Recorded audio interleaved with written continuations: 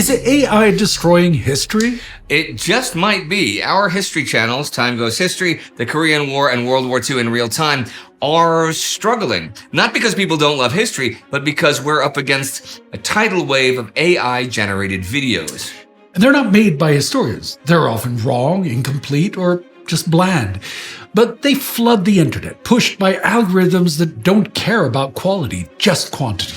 It's not just that fully AI-generated content is annoying or superficial. It's much worse. In the best of cases, it's just not quite correct, as it's based on an average of knowledge. It can pick up on common misconceptions and amplify them, literally destroying history. In the worst of cases, it's an unwitting or even deliberate tool to spread historical fallacies. For instance, a UNESCO study last year showed an alarming increase in falsified content supporting Holocaust denial using AI since 2020, resulting in a measurable uptick of Google search results spreading anti-Semitic myths. And here's the kicker. People notice. Our audience tells us they want the real thing, deep dives, real research, and emotional connection. But it's getting harder for content like ours to break through. So what do? We fight back. We use what AI can't do. We bring ourselves to the screen. Live hosts, human emotion, genuine passion. You feel that when we talk about history. That's irreplaceable. But is AI really the problem? Or is it how people use it? It's the latter. In fact, we do use AI very deliberately and carefully, not to simply create our shows, but to enhance our research and streamline production. For example, we've loaded hundreds of thousands of words, our own rigorously fact-checked scripts of our own research, into tools like Google's Notebook LM. So when we ask it about like a specific event in 1941, it's pulled from our verified work, not random junk from the internet. It's like having an instant research assistant, but the writing, that's still us. The analysis, still us. The humanity, still us. AI helps us check for errors faster, catch errors in rank or dates, inconsistencies, even highlight different perspectives on controversial topics. That way, we go deeper than ever before. But to keep doing this, to keep real history alive, we need you to be part of it. To join the TimeGhost army. With your membership, we can outpace the algorithm, produce more, produce better, and stay human. Because history isn't just about facts, it's about people, emotion, perspective, and you can't automate that. We even have plans for a few massive multi-year human-AI collaborations that could change the very way that history is told, but it will not happen without you. So since you care about real history, join us. Let's build the future by remembering the past as it should be remembered. Because history deserves better than shortcuts. And so do you. Click the link in the pinned comment, become part of the TimeGhost army, and let's fight back together. And now, before we go, we'd like to let some of our team members tell you how they use AI to make great history. We've written about 6 years worth of content now, and it can be sort of quite hard to remember what we've actually covered, where we've covered it, what we've said about it.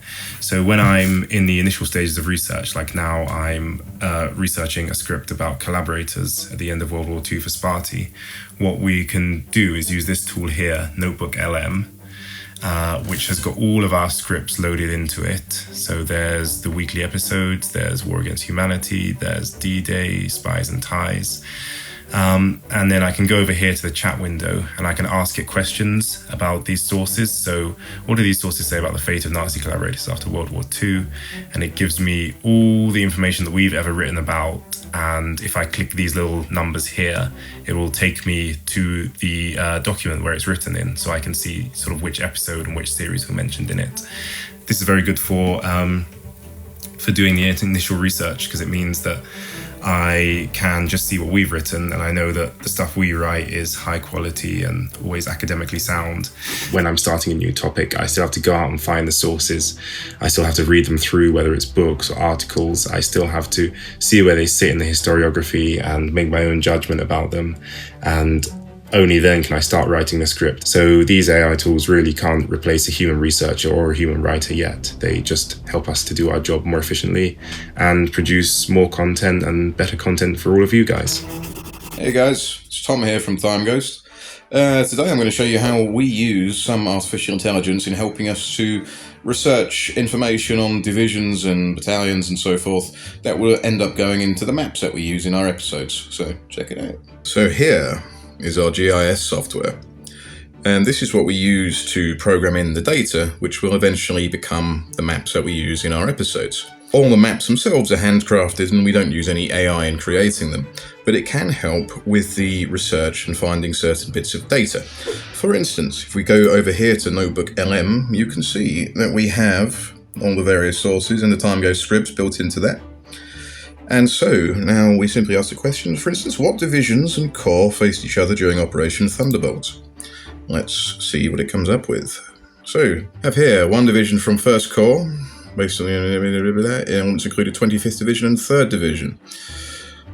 South Korean Regiment, Turkish Brigade were involved, 13th Army Group, North Korean 1st Corps, elements of the 50th Army, the 150th, 149th, 148, and so on, and the 113th and 112th were all involved. So now we head back to our GIS software, and I've actually got it right now on the dates of Operation Thunderbolt. So now we can see here, yes, indeed, the Turks are involved. We have them here, the 25th Division, the 3rd, 1st Cavalry over here, the 24th, just south of Yeoju. And yes, then we have the 113th, 112th, part of the 38th, and the 150th, 149th, part of the 50th Army, and so on. So it is really, really helpful for finding these bits of data, especially when, you know, a certain thing is mentioned once in a source and then it doesn't appear for another 100 pages, rather than digging through every single scrap of information to find where that division pops up again. It's nice just to be able to have it all in one place, especially when researching so many units moving so often to so many different places.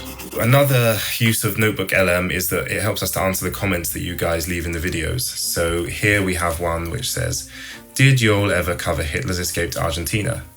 And now obviously the answer is yes, we did cover it. And no, Hitler didn't escape to Argentina. And I can just write that. But if I wanted to go a bit more in depth, I can ask Notebook LM, did Hitler escape to Argentina? What do the sources say about this? And it'll tell me where we covered this question. So here, War Against Humanity. And it'll tell me the key pieces of evidence that, Hitler didn't escape, that he died in the Führer bunker. And it talks about the Soviet misinformation campaign, so I could put that in the answer. And then it tells me that in Spies and Ties, we talked about the rat lines and escape to Argentina and South America. So I could also tell him that, yes, some Nazis escaped, but Hitler didn't. The use of AI for the editors is quite limited. We do use it a little bit for portrait colorization because it gives a nice base that you can work with, but obviously you have to tweak a lot of things. And we've been using it for colorizing the archival footage. Now, in some cases, it can be really enhancing and it can really add something for the viewer. It can make the image more humane, let's say.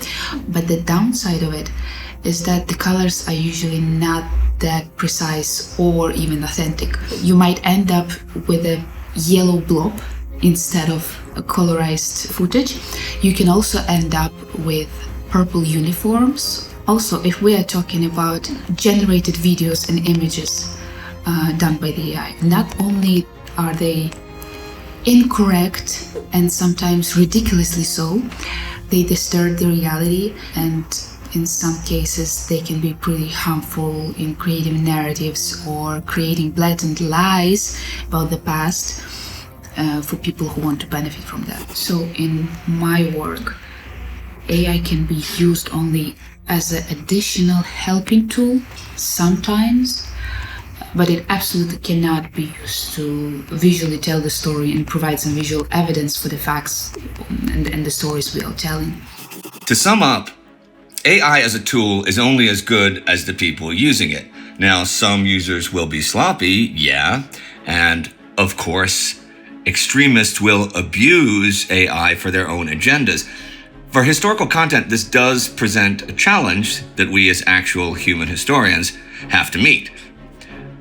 To protect history and to allow us to learn from the real mistakes and successes of our past, we have to make ever more accurate and factual content. Become a part of our mission to save history by joining the TimeGhost Army at timeghost.tv or patreon.com. Excelsior! TimeGhost Army.